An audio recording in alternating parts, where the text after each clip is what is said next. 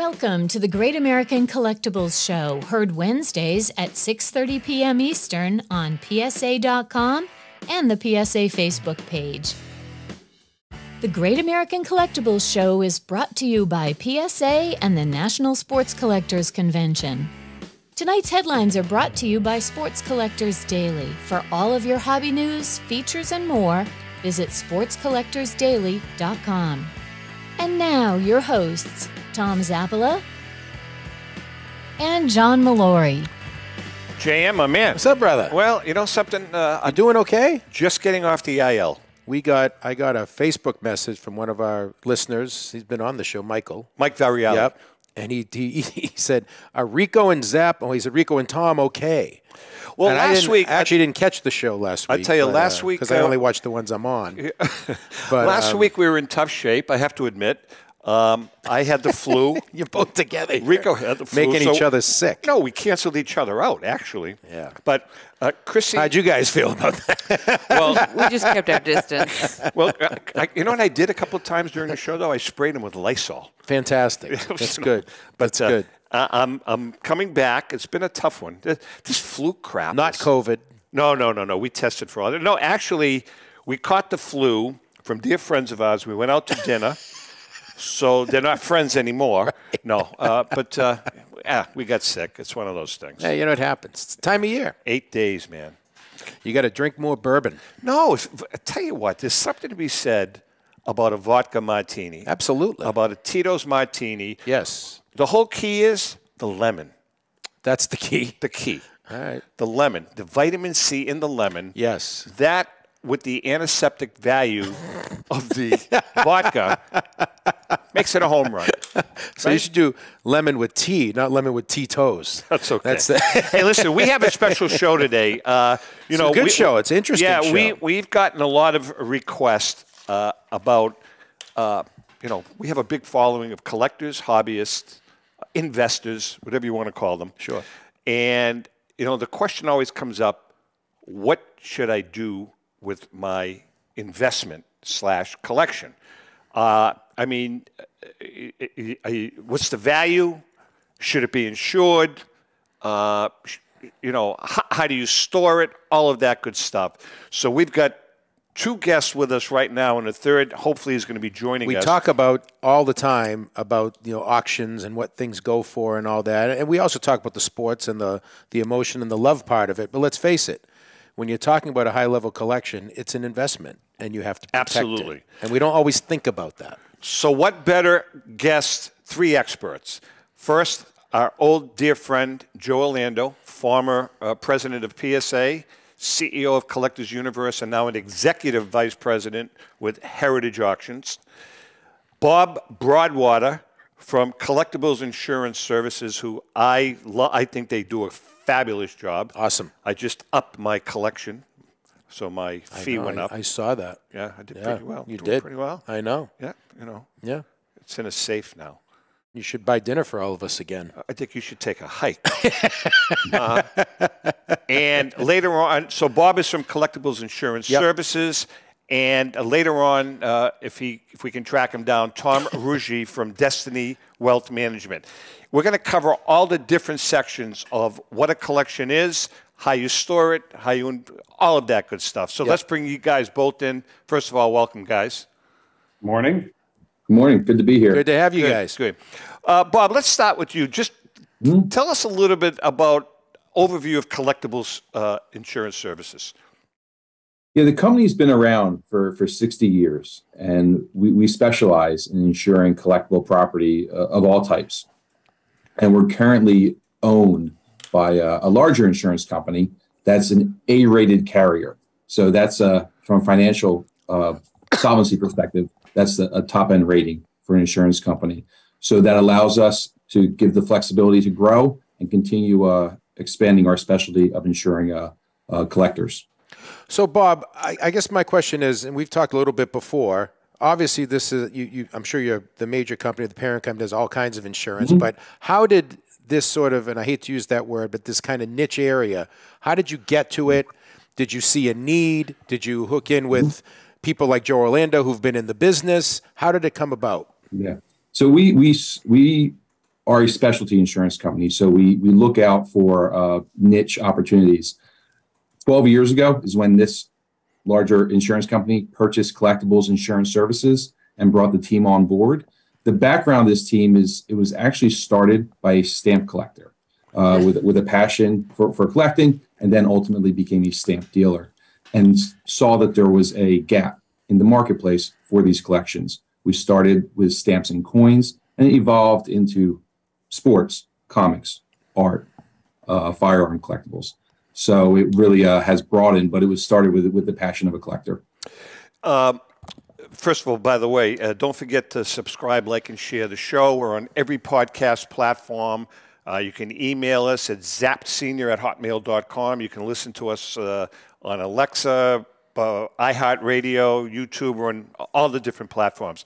All right, so Joe. I did that with a show with you and Rico. I said, Alexa, play Great, and she said, do you want the one with Tom and Rico? It was kind of weird how she responded. Usually she just does what you say. Are you sure? Are you sure? And I said, no, skip to the one with me. She goes, good choice.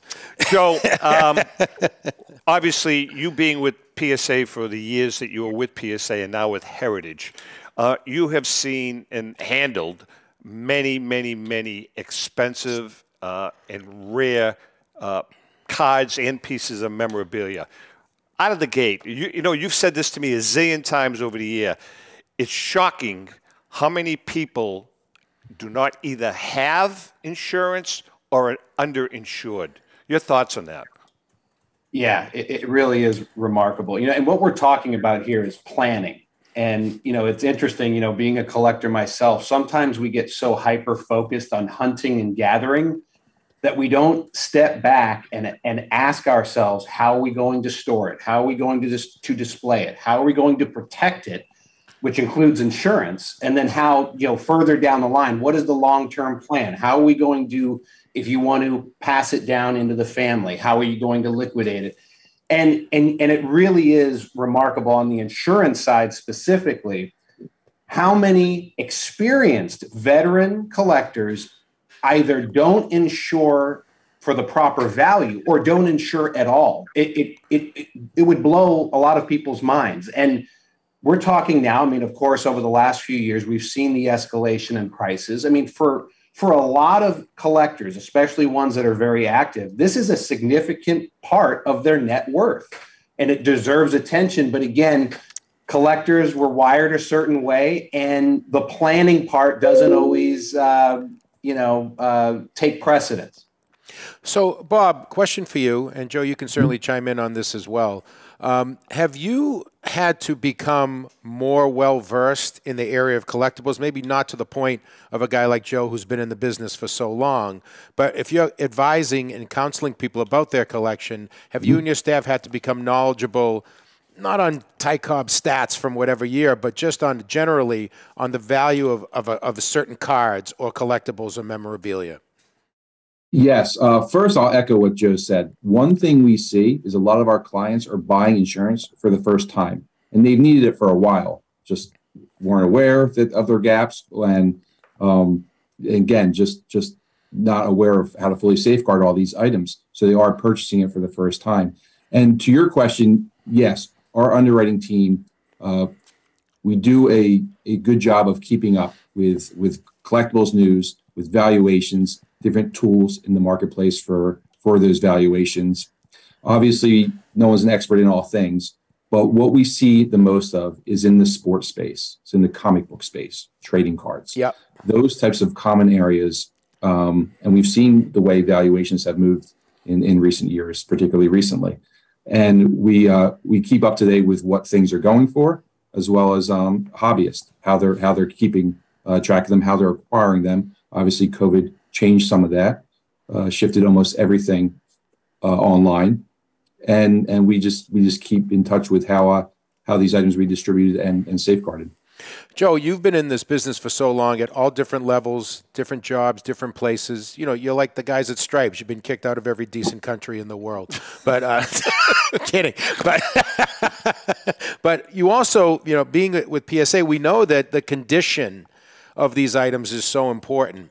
And it's amazing, kind of going back to what you said, Joe, in your first answer. It's amazing how people don't think about that a lot. They might think they're safe in a cellar, in an attic. Oh, they're nicely in a box, or I'm in these little plastic cases. But to me, it's amazing how little they think about it, knowing that the condition of the item, if you're going to get to the point of selling it, might be the most important thing.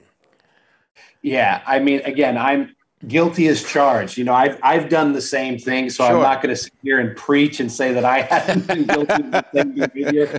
Because look, when you're a collector and you have that gene, if you're looking at an auction, you're at a national, and you see something that it clicks with you, it resonates with you, sometimes you kind of veer off the path. But I think, again, for me, what has helped me personally is that if you begin with a plan, it starts with a plan, and that begins with establishing, okay, what do I want to collect? Like, what is going to be my collecting theme? And then all of these subjects, including insurance, it all flows from that. And as you've just talked about, John, I mean, storage is a huge thing. And again, so many of my collecting friends, I was just talking to one just this past weekend who started buying jerseys. And then he started accumulating a number of jerseys and then dozens of, and then he's like, what am I going to do with all this stuff? And again, I'm guilty of it too. I think it really begins with establishing a collecting theme, trying to stick to it as best you can. It's not always going to work because, again, we see things we like that resonate with us. We're going to go after it. But you've got to plan for this stuff because, cards are much easier because they're small. Yeah. But when you get into memorabilia, hockey sticks, jerseys, bats, helmets, it takes up space. And you got to think about, okay, if you want to display it, how are you going to do it? If you want to store it, how are you going to do it? Now, one thing that will probably come up today is now vaulting has become a new thing. It's, the last few years, vaulting is a hot topic in our business. So that's another option for collectors, certainly. But if you want to enjoy it in your home, I mean, I couldn't recommend it any more strongly than I'm going to right now. You need to insure it, and you should insure it for, at minimum, fair market value. Well, I wanted to ask you that, Joe, and I'm going to ask, this is out to both of you. That's a great point because a lot of people are not sure how much to insure their collection for. So you're saying that if your collection fair market value is $200,000, using that as an example, you should insure it for at least that. Bob, can you insure it for more if you so choose? Are you asking me? Or? I'm asking Bob. No, I would say generally no. You want to get as close as you can. If anything, aim a little high, obviously. But you want to get that as close as you can. Many clients, unfortunately, we find out they're underinsured. Sometimes they simply forget or don't quite realize how quick some of the values can change. So certainly as part of having the insurance is great, but revisiting it periodically, certainly as your collection grows. But even if it doesn't, at a minimum annually, just to make sure, hey, is what I have in my limit? Is there still alignment? It's interesting because a lot of people, a lot of serious collectors and hobbyists, they buy and sell sometimes monthly, and the collection will skyrocket and then come back down a little bit. So you really have to pay attention to what you're buying and the value of it. Using myself, case in point, over the last I've been in a little buying spree over the last couple of months, and I had to, through you guys. Had to raise my insurance level, and I got to do it again. And so it's important that people pay attention to that. As your collection rises, if you have to do it, correct me if I'm wrong, Bob, but you have to do it 2 or 3 times a year. There's nothing wrong with that, correct?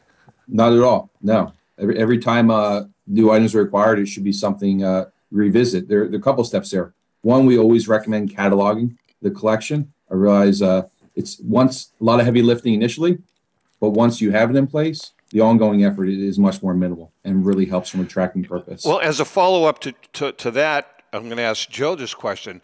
Joe, it's really important that you also, let's say you cataloged your whole collection. It's important, that you really pay attention to the direction it's going in. right? Because I mean, there are certain things in a collection that you know that'll appreciate 5 or 10 or 8 to 12% in a month. So you really have to be in tune with what the value of your items are. Correct?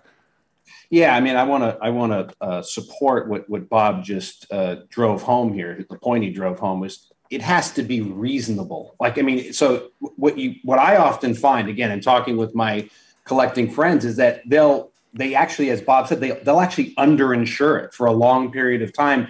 And instead of focusing on what the current market is what you're talking about, Tom, they'll focus on, well, I paid this, 18 years ago. Well, if 18 years ago, the market was, a third of what it's at now. I mean, again, I have story after story. Another close friend of mine has a very substantial collection. I mean, he was insuring it for probably a quarter of what it was worth. And he just recently updated it. I mean, he just decided, you know what, I really need to update this. It's important to stay on top of it. But again, I want to make something very clear. You should never overshoot it either. It has to be reasonable. There has to be some market data or comps that would support that, because otherwise, if something were to happen, of course, you hope that never does. But if something were to happen, you want to make sure you could recoup the money. And if you're overdoing it, the data does not support the amount that you're claiming. So it has to be reasonable, but there's so many resources out there available to the collector to stay on top of the market. Zap, Joe brought up something earlier I didn't even think about as we were kind of preparing for this show, kind of a unique topic today. And that is because when you think about protecting it, you always think about you storing it somewhere, whether it's in a vault, whether it's in your house somewhere. But, when Joe, it's usually Orlando's the smartest guy in the room, when he brought up, when you're displaying it, and both you guys can comment on this, you also have to be wary of that. Is it in a room where there's sun coming in? Oh, absolutely. Is it going to, if you have a hat or a jersey? Absolutely. Because I never thought of it that way. I learned that from him. Yeah, you always think about storage, but we've had a lot of people on this show. No, I like to display. I learned that from Joe years ago. Can you comment, you have to watch out where you put it, dust. Absolutely. That just accumulate, might be in a room that maybe isn't used a lot. Can both you guys kind of speak to that a little bit? Absolutely. As part of, vaulting is great, but we recognize that many of the items that people have will be in their homes. Start with basement and attics. Basement and attics obviously typically aren't climate controlled the same way the rest of the house is. Basement, you have the added exposure of water if it's not off the ground. Yep. Plus the dampness that goes along with that. Attic, you have the heat. So certainly want to be cognizant of that when storing it there. And then if it's in your home, certainly near a window, anywhere direct sunlight, deterioration. And just, again, as part of, just have to be thinking, are the items where they are they susceptible to sunlight, water, moisture damage, and any temperature, humidity changes that could affect them as well. Just part of the overall maintenance and safeguarding what you have. We are chatting with Joe Orlando and Bob Brodwater. Joe from Heritage Auctions and Bob from Collectibles Insurance Services. It's an all-star lineup. Well, it is. Well, and Tom Ruggie is going to be joining us, I think, shortly. So we're going to take a quick break. Hang in there. We'll be right back. Since 1996, Brian Drent and the staff at Denver's Mile High Card Company have led the charge in the collectibles hobby. Mile High is a full-service dealer specializing in buying and selling cards and offers a competitive consignment program for all collectors. Whether it be their computerized want list service, appraisals, or auction services, Mile High has it all. If you've been searching for a company with a selection of high-grade vintage 1888 to 1970 baseball cards and memorabilia that shares your passion, aim high, Mile High. Go to milehighcardco.com or call 303-840-2784 for more information. Let's go!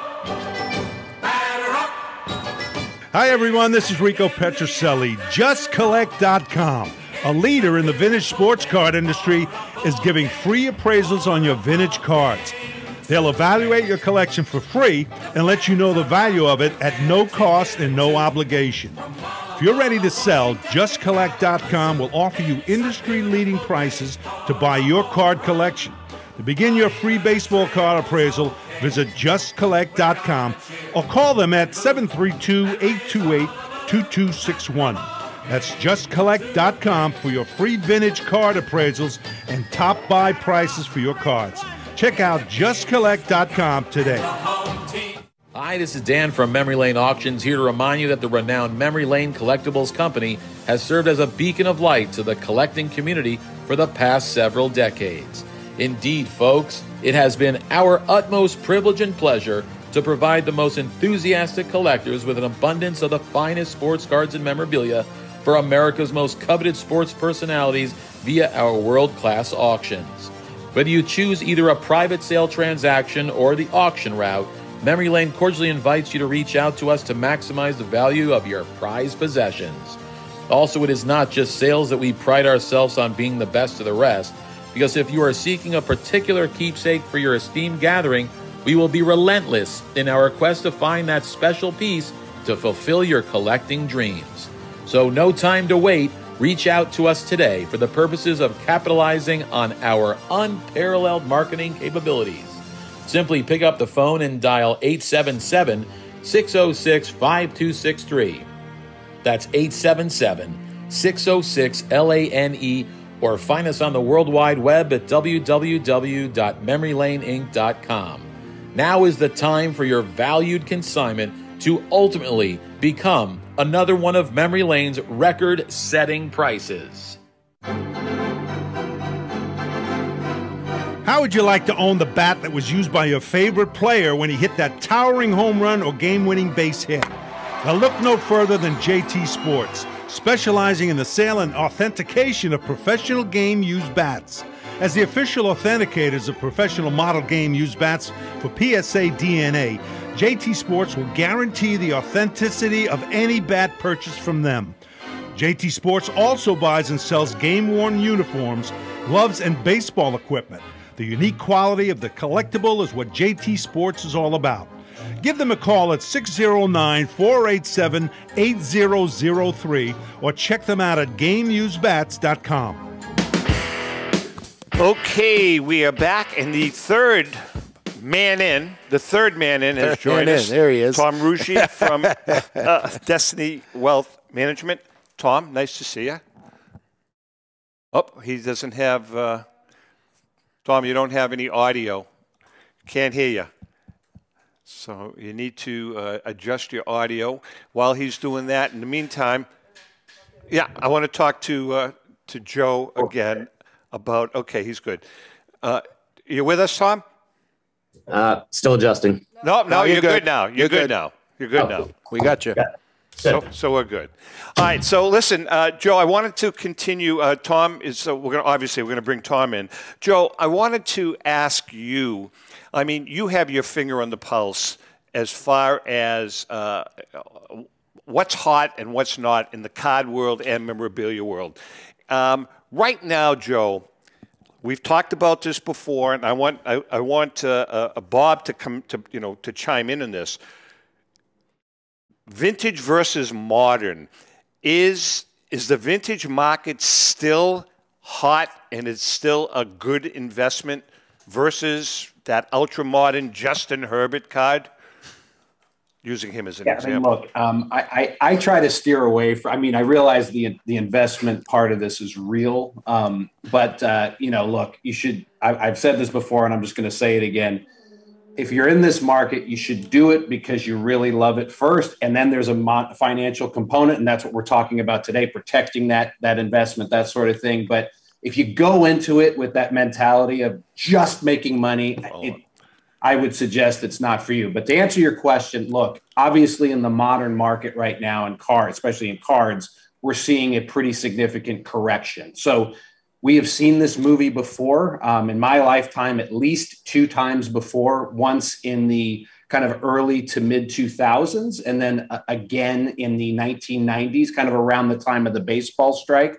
And that happens because there's, modern tends to be extremely volatile compared to vintage for a number of really obvious reasons. But to get to your question, I mean, if you look at the auction results, not just Heritage, but across the industry, the really what I would describe as sort of blue chip, classic, beachfront property, vintage collectibles, both cards and memorabilia, have not taken much of a backward step. In some cases, they've continued to escalate and set records. So it's a lot more stable of a market over time. And again, that's been proven over time. It's not my opinion. That's just a fact.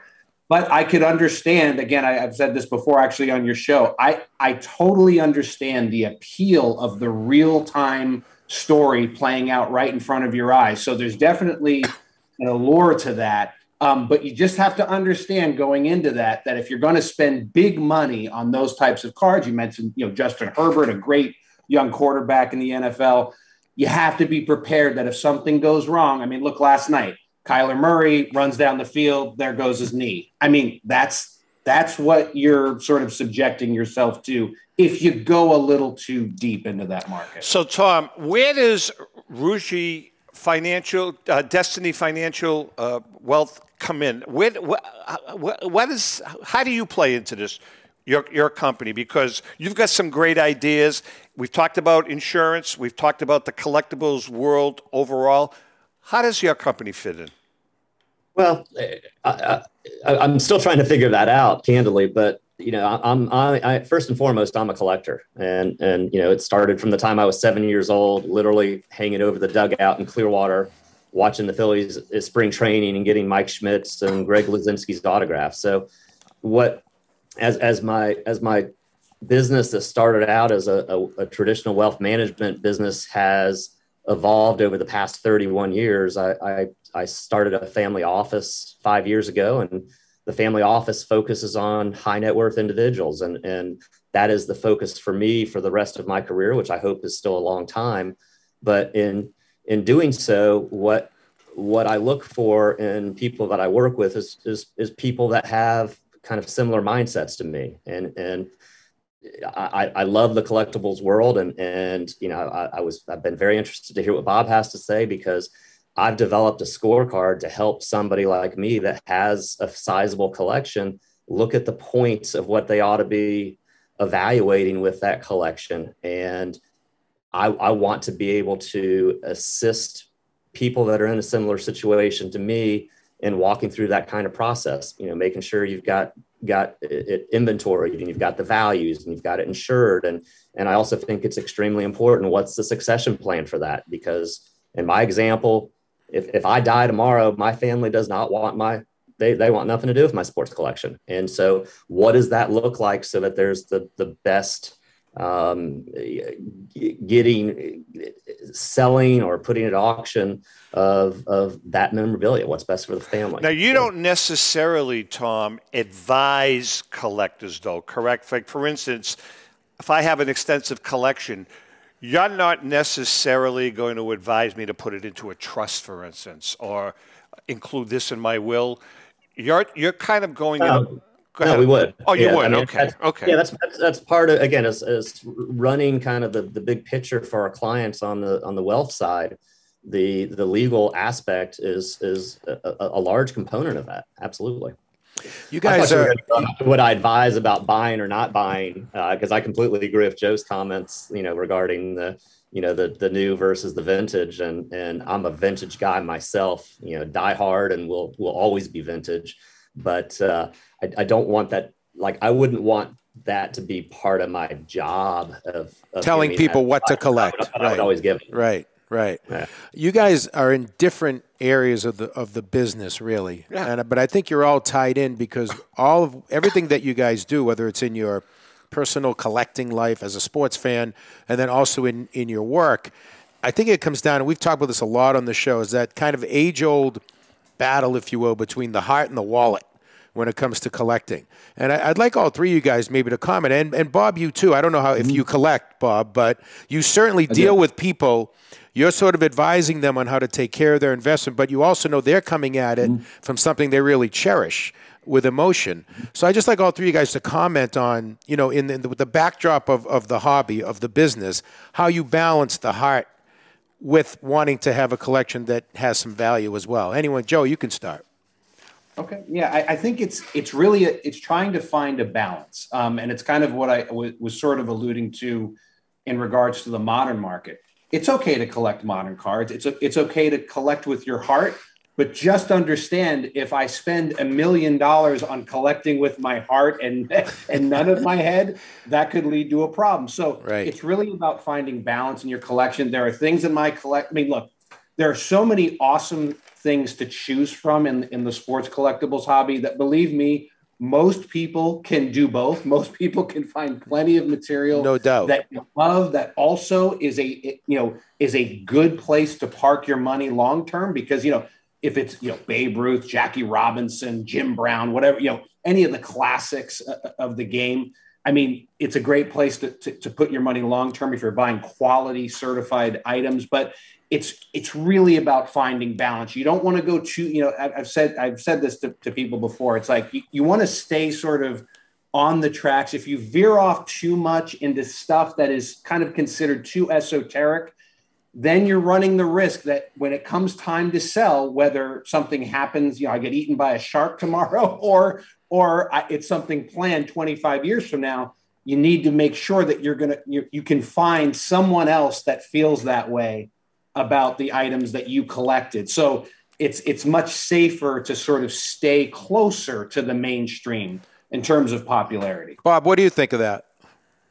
Yeah, agree. Look, insurance is ultimately the safety net. Obviously, this is it's a passion audience, and the focus is always so much on the collecting, and even to the extent safeguarding, certainly the investment piece of it. And we know, unlike most types of insurance, our customers, they don't want to check even should something happen. They want to do everything they can to protect their assets, their collectible property.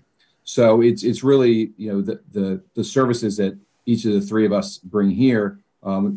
Joe, obviously, in all the services PSA offers, the financial planning piece is very important. We see not just the passion, but certainly the long-term stability and viability of the investment itself. And then ultimately, insurance is the back part of that as the safety net. Should some of those things go wrong, we're here to make sure that a client is made full should the unfortunate happen. Tom, you're the ultimate guy, I think, that's combined passion with the pocketbook. I mean, seriously, in your life and in your work, because I know what a big sports fan you are, and how you went about getting some of those autographed cards that you have. I know you can speak to this. Yeah, Heritage has received a lot of my money over the years.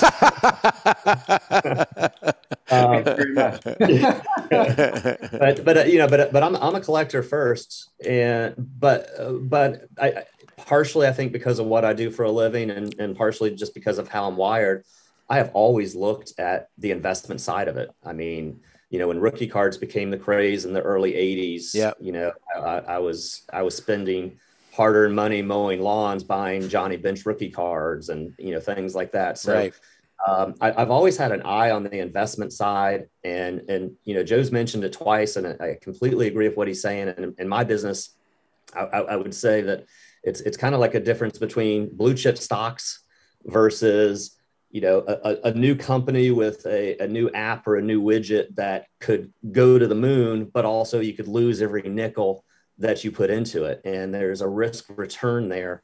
And, my advice to people is, again, if you're passionate about it and you're investing some of your money in that passion, to try to keep an eye on what you can afford to lose if you're going to shoot for the stars from an investment standpoint, and what you can afford to spend if you're going to, build more of a blue chip stock portfolio. All right, so I'm going to ask the three of you guys this question. Is there anything wrong with somebody who is not passionate about the hobby, but looks at it as an opportunity to make a few bucks, strictly from an investment standpoint?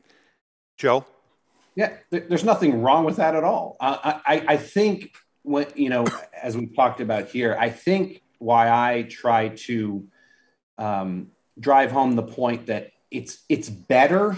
Okay, I'm not saying it's the only option, but it's better if you actually find it interesting and start and educate yourself about it, and obviously have that passion for it. That's the big thing. You have to be educated on it to make absolutely. right. Yeah.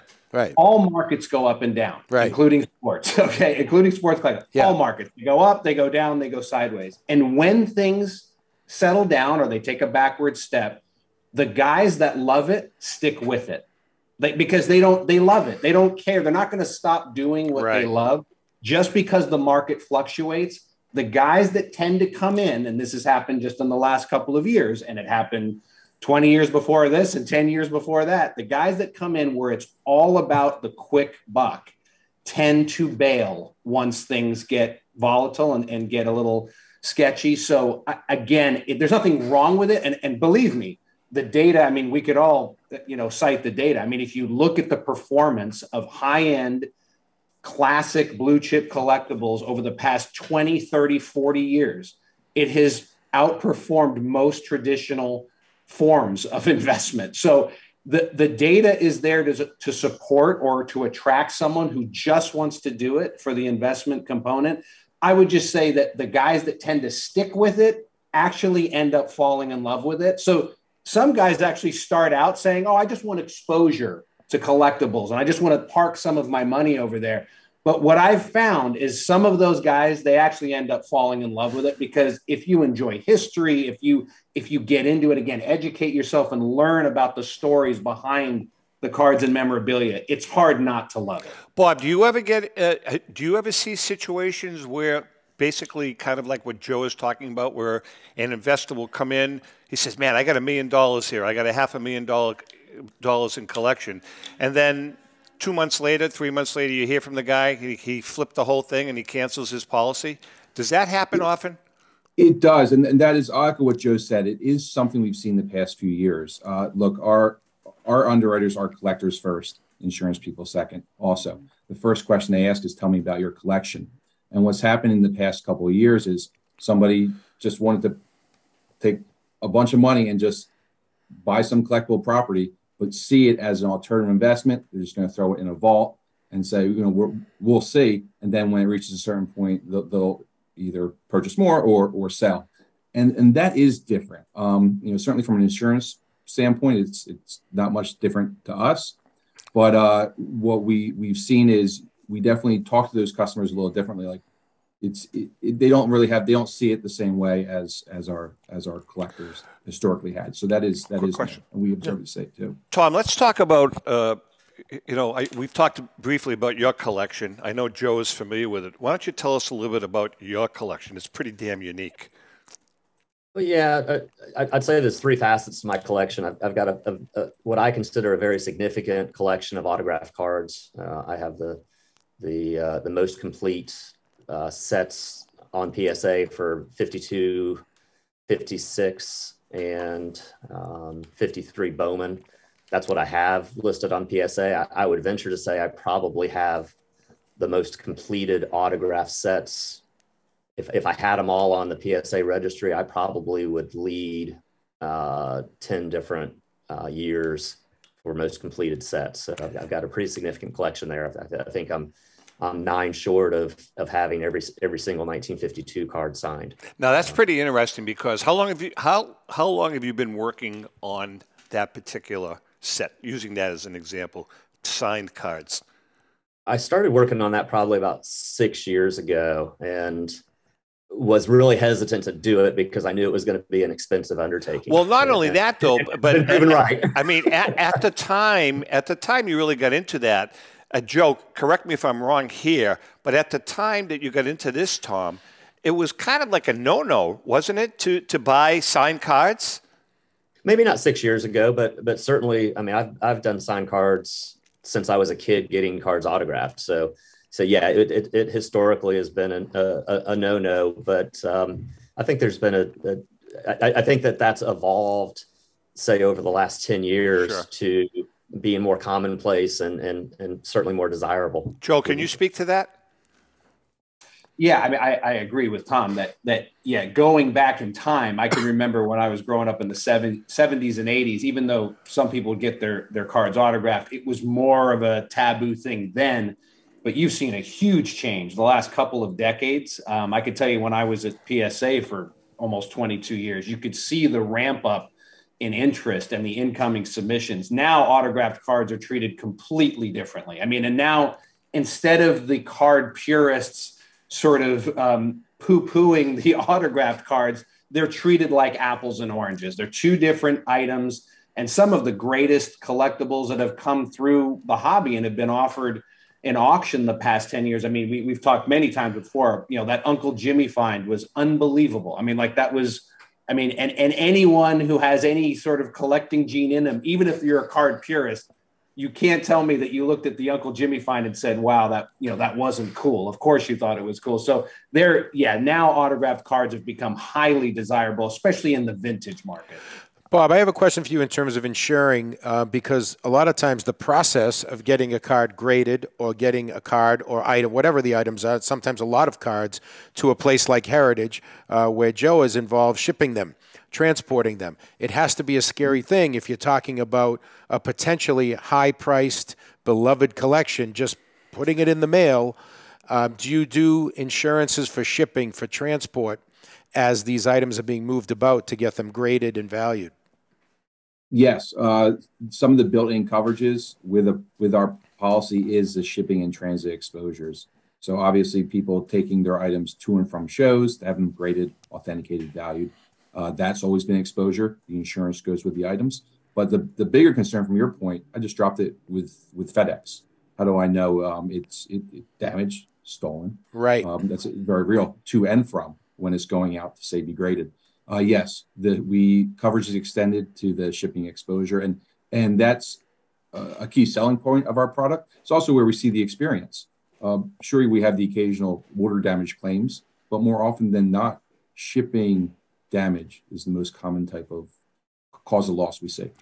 We are chatting with Bob, Tom, and Joe. And Tom and John. Right. It's one-syllable names only on the show. All right, we're going to take a quick break. We come back. We've got Dave, another you segment. can be there. I want to talk about Chrissy. Let's talk about the hobby in general when we come back. Hang in there. We'll be right back. It's a family-owned and operated online auction specializing in autographed memorabilia, sports cards, coins, art, and collectibles. Since their founding in 2010, they've grown to 2 facilities in Phoenix, Arizona, totaling over 60,000 square feet. Jared Cavalier and an incredible staff of over 150 team members serve a very large customer base and enjoy every minute of it. By working with leading authentication companies, Pristine ensures all items are 100% authentic. In addition, third-party authenticators regularly travel to Pristine Auction to provide authentication services on site. Pristine Auction strives to operate its business in a way that's honoring to God, their families, and their customers. With a strong focus on speed, quality, and premier customer service, their mission is to be the leading online auction for every level of collector and fan. Pristine also works for Hope Sports and Identity Hoops International, traveling to Mexico to build houses for the less fortunate. Pristine Auction offers several online auction formats with thousands of auctions ending each day. For more information, go to pristineauction.com. That's Pristine Auction, the best in the business. If you're a discerning collector interested in owning the most important pieces in the hobby, look no further than Leland's Auctions. The original sports auction and appraisal house, Leland's was established in 1985 by legendary Pioneer founder Joshua Leland Evans. And today, President Mike Hefner carries on the tradition. From the Tom Brady card and memorabilia collection to the famed Boston Garden Auction to high-end card auctions from every major sport, Leland's has always maintained the highest standards. Go to Lelands.com and get your bid in. That's Leland's, the hobby's leading sports auction house for 4 decades. It's often been said that championships are won on the practice field, and world records come only to those willing to work harder than everybody else. Heritage Auctions is the world's largest collectibles auctioneer because we believe that becoming the best is only an invitation to the challenge of remaining the best. This requires the skills of the hobby's top experts, capable of identifying and maximizing value for our consigners. It requires the most visited website in the industry, courting a global audience of collectors over 1.5 million strong. It requires a dedicated press department that expands our global reach far beyond the entrenched hobby marketplace. It's hard work, but a simple premise. Present the finest collectibles to the largest population of potential buyers, and world records will come. We invite all listeners to put the unmatched power of Heritage Auctions to work for you. Auction evaluations are always free, and our commission-based fee structure ensures that our interests are always aligned. The highest possible price for your collectibles. There will always be new world records to chase, so let's chase them together. Visit our website at ha.com and request your no-obligation review today. Hi, this is Dan from Memory Lane Auctions, here to remind you that the renowned Memory Lane Collectibles Company has served as a beacon of light to the collecting community for the past several decades. Indeed, folks, it has been our utmost privilege and pleasure to provide the most enthusiastic collectors with an abundance of the finest sports cards and memorabilia for America's most coveted sports personalities via our world-class auctions. Whether you choose either a private sale transaction or the auction route, Memory Lane cordially invites you to reach out to us to maximize the value of your prized possessions. Also, it is not just sales that we pride ourselves on being the best of the rest, because if you are seeking a particular keepsake for your esteemed gathering, we will be relentless in our quest to find that special piece to fulfill your collecting dreams. So no time to wait. Reach out to us today for the purposes of capitalizing on our unparalleled marketing capabilities. Simply pick up the phone and dial 877-606-5263. That's 877-606-LANE, or find us on the World Wide Web at www.memorylaneinc.com. Now is the time for your valued consignment to ultimately become another one of Memory Lane's record-setting prices. They are prized possessions, and you need a place to store them that is safe and secure. The eBay Vault is exactly that. An insured, climate-controlled facility with state-of-the-art security that guards your valuable collection around the clock. Your Vault account is protected by two-step verification and easily accessible through eBay Collection. And everything stored in the eBay Vault is backed by Authenticity Guarantee. Buying and selling is a seamless experience. When you buy an eligible card on eBay, it can be sent directly to the eBay Vault at checkout. Or, if it's already in the eBay Vault, you can just keep it there. And selling from the eBay Vault is just as easy. Every card in the vault has been expertly inspected, detailed, and photographed, so you can quickly sell it with a pre-populated listing. And if your buyer chooses to withdraw their card from the eBay Vault, we handle packing, shipping, and insurance. And same goes for you. If you want that rare rookie card in your hands, you can have it shipped to you at any time. Collect like a pro with the eBay Vault. And Zap, the eBay Vault. And by the way, it's not like vault or pommel horse. It's not like gymnastics, man. I know you were talking about that before. But the eBay Vault is climate-controlled, insured, and protected with 24-hour security. Soon, you'll be able to send cards already in your collection directly to the eBay Vault. They will take high-quality photos of the front and back of the card and document all the details for your viewing pleasure and to make the listing-to-sell process seamless. For more info, go to ebay.com. That's connecting buyers and sellers. I got to tell you. Globally. Listen, can I just say this? Those are the ugliest socks I've ever seen. You got Johnny Busick socks on. I was at the Boston Garden souvenir store about a year ago, just, browsing. On the sale table, they had Johnny Busick. I'm going to I'm going to wear. He was great. I'm going to take them off. I'm going to show people. No, you're not. But they had Johnny Busick socks for like $8. Socks with Johnny Busick's face on them. Let's see if I can. No, I'm begging you. Up here. Yeah, you can't really zoom in. So unbelievable. All right, we are chatting with. Can I just say to Joe, Mike Provenzal, who does the voiceover for the Heritage Spot? He's got a great voice. When I die, I want him to narrate the video of my life. He should be working for a mortuary. Come in, sit down. I mean, Prov does have a great voice, man. For you and your family. Morgan Freeman, and then it's Mike. Oh my God! Like he could take over for John Facenda. And then down here is Derek Grady. Well, because he's passed out. All right, listen, we are chatting with Tom, Bob, and Joe, the three of them. We're on a first-name basis. First name, right now. Hey, Bob, quick question about deductibles. What's the deductible situation like with the collections? So for our collectible product, we have a $50 minimum claim payment.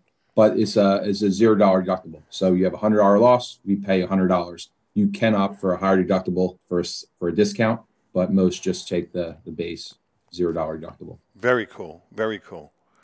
This has been really interesting talk. I love this because, like, we're all connected here. All, I guess, are connected in collectibles, but in different ways.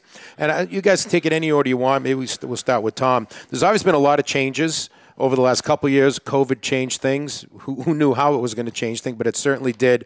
But just like we've mentioned before, the types of collectors, the demographics of collectors, the types of items available. Can you guys just look ahead as we kind of near the end of 2022 here, using the framework of what you guys do individually or even as a whole, where you see the hobby going and kind of your outlook for 2023, things to watch for, whether it's, like I said, business-wide or even personally? We'll start with Tom. Yeah, you know, I can't give much of an opinion on the new stuff because I really don't participate in that market. I know it's been on fire. I actually didn't even know that it had kind of retreated recently, kind of in line with cryptocurrency, perhaps. But yeah, I don't know much about that. But you know, from my standpoint, there could be some overpricing on things, and when economically, when things happen and money gets tighter and inflation is higher, and you know, there's a lot of economic factors that could lead even on the high end vintage collectibles to a flattening out and perhaps even a deceleration of value. But again, no different than a blue chip stock. You know, it ultimately is going to come back. It's ultimately going to do well. And I would look at that as personally as a buying opportunity if we have a little bit of a retreat. And until we have that type of retreat, there's certain things that I see in auctions that I really would like to have that I just feel like are being overpaid for in some situations. And again, I'm a collector first, but I do keep the investments in mind. And if I feel that there may, right or wrong, because I've certainly made the mistake before, but if I feel like I might be able to buy something at a future point for a little bit less than I can today, then, and it's going to be available, then I'll hold off. But I'm also a one of a kind type of person. I've got 4 pairs of Ollie fight worn trunks. I think I got all of them from Heritage. Wow. And you know, one of a kind items, if it's in my wheelhouse and something that I really like, then I look at that as a very long-term investment, and I'm always willing to make those long-term investments. Bob, what do you see 2023? What's it looking like for you guys? To echo some of what Tom said, we're expecting a little more volatility. One of the things with additional investors coming in is it has helped push up some of the prices, sometimes probably a little higher than they should be. So we just caution a lot of our collectors just to keep an eye on your valuations. They have been moving a little more frequently, both up and down, but certainly with more entrants into the market, sometimes people selling off large parts of their collection, just to again, keep an eye on the valuations and make sure you're properly not only safeguarded but covered from all aspects of the investment. Joe, how about you? I mean, I think just doing this show, we've seen kind of an uptick in different kinds of items now, drawing people in terms of bidding, in terms of consigning, like photos, contracts, tickets, game-worn items. Your perspective on maybe what you see for Heritage and from yourself and your vast knowledge of this business coming up next year. Yeah, I mean, as the guys have already touched on, you know, whether the market's up, down, sideways, and certainly, again, our market is no different than any other market. The one thing I would say, and I know it's going to sound like a very generic recommendation, but I think it's important, is buy the best quality you can afford. And for everyone, it's everyone's on a different budget. But the nice thing about our hobby, again, historically, even through some of the toughest financial times, you go 2008, financial crisis, post 9/11, all this stuff. We've talked about this before on the show. Collectibles just keeps trucking along. But what I would say is, try to focus on quality. Whatever you love, whatever you want to collect or invest in, buy the best quality you can afford. And one point I'd like to make, which, since we have a little bit of time here, that I failed to make earlier, and I think this pertains to both Bob's business and Tom's business. Please, I implore my fellow collectors out there, please keep good records of your stuff. Now, that applies to insurance. It relates to taxes. It relates to succession planning, as Tom brought up earlier. Keep good records. It would stun people how many collectors of very high-end collectibles, especially memorabilia, that could use that are supported by letters of things like letters of provenance, that sort of thing. Some of the greatest pieces of memorabilia in our hobby that have come up in the last few decades, the letter of provenance was lost by one of the collectors. And it drives me absolutely crazy as a as an OCD sort of collector, but like it really can affect the whole planning aspect of what we've talked about today. Please keep good records because it can affect so much of the sort of management of your collection, both short term and long term. Joe, for the budget-minded collector, the guy that can't buy a 33 Ruth Gowdy and a PSA 8, but he can afford a 33 Gowdy and a PSA 1, or a T206 Common in a PSA 3 or 4 or whatever. Those types of cards and / investments for the budget-minded guy, is there a track record of those types of items over the course of time appreciating, but obviously not appreciating as much as the high-end stuff? Or are they just treading water buying a card like that? Not at all. As a matter of fact, I mean, you mentioned 33 Gowdies and T206s. I would consider both of those sets as blue chip, regardless of grade. But what I would say is that if your budget will only allow you to buy a T206 Red Portrait Cobb or a 1933 Gowdy Babe Ruth, one of the 4 in, let's say, a 1 or a 2, focus on eye appeal. The market is continuing to mature. And yes, great third-party grading establishes the baseline, but collectors are becoming much more sophisticated now, and they can discern between a really beautiful-looking 2 or 1 or 1.5 versus one that sort of, doesn't have the best eye appeal, doesn't have great color, great centering. There might be some defects that disturb the image. You can focus on eye appeal inside of those lower grades because I think long-term it's going to make a huge difference. Tom, what is your single favorite piece in your collection? I got to give 2. I'm sorry. Nobody's ever given one on that question, by the way.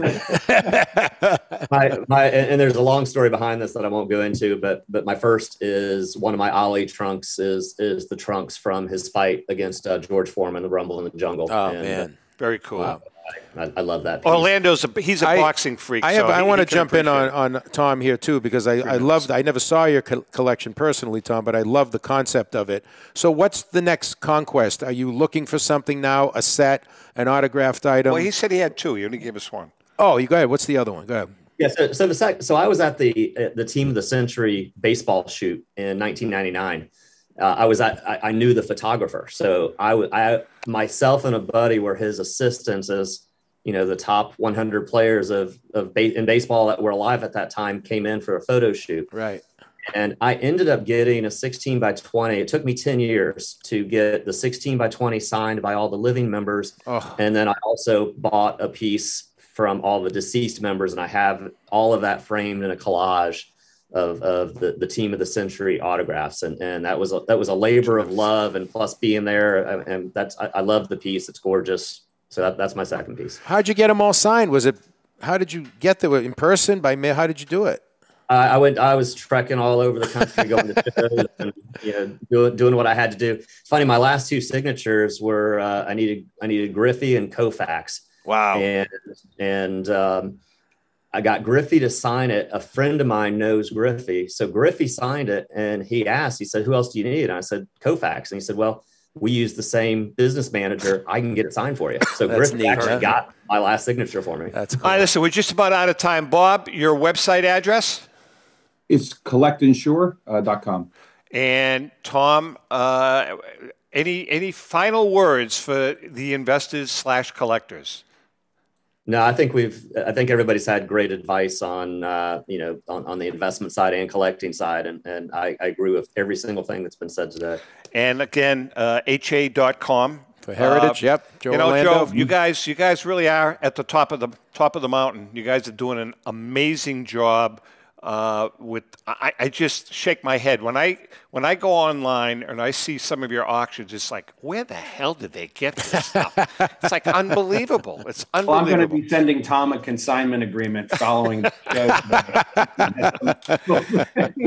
All right, guys, listen, it's been a pleasure having you. Awesome. Really great. I think, listen, those people that are watching, if anything comes out of this, get your collection insured. That is huge. Take care of it. Store it right. Yeah. Right. Museum glass too, guys. If you're gonna hang something, don't be afraid to invest in a few extra bucks in museum glass, because it's really, really effective. With that being said, Joe, thank you so much. You know what you mean to us. Bob, as always, you do a fantastic job. I gotta up my collection again. That's because of heritage. That's why. Yep. And Tom, we wish you the best.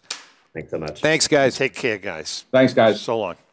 Bye now. Good bunch of guys. Oh, this was great. I mean, it's a really interesting topic that we don't get into a lot and in depth, and it was really fun to have. Well, you know what it is. I right. know what I said. They're sort of all stars in what they do. Yeah. Like you can't find three better guys. Well, that's why we, to. that's why we brought them in, because Right. they each have their niche and they know what the hell they're doing. That's why we're here. All right, JM.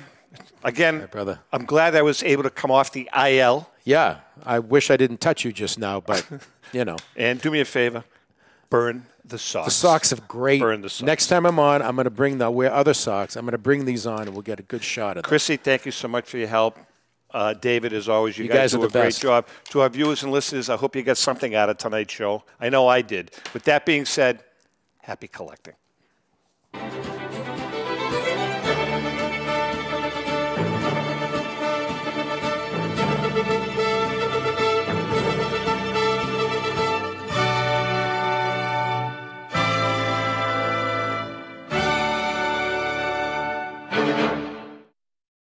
The views and opinions expressed by the hosts, guests, or callers of this program do not necessarily reflect the opinions of the Studio 21 Podcast Cafe, the United Podcast Network, its partners, or affiliates.